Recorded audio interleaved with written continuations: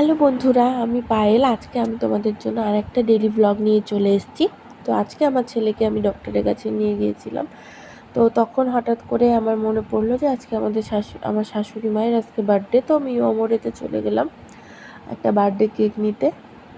আর ছেলেকে একটা পেস্ট্রি ওখানে খাওয়ালাম। দুদিন ধরে জ্বর হয়, কিছু খাইনি, তো পেস্ট্রিটা ওখানে দাঁড়িয়েই ওকে খাওয়ালাম।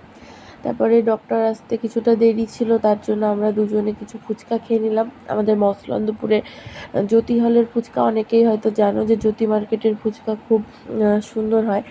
তো যাই হোক, দুজনে 20 টাকা করে ফুচকা খেলাম। আমাদের এখানে 20 টাকায় 8টা ফুচকা দেয়। তোমরা যারা আমার ভিডিওটা দেখছো তারা বলো যে তোমাদের ওখানে 20 টাকায় কটা ফুচকা দেয়। তো রীতিমতো ডক্টর দেখানো হয়ে গেল।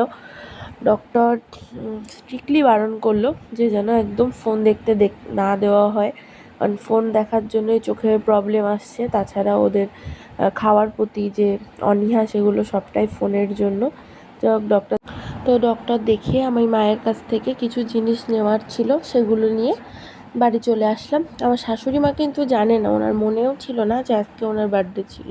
তো সন্ধেবেলায় উনি ঘুম থেকে ওঠার পরে ওনাকে আমি কেকটা বের করে আমার ছেলেরা হ্যাপি বার্থডে যেই বলেছে, উনি তো পুরো অবাক হয়ে গেছে।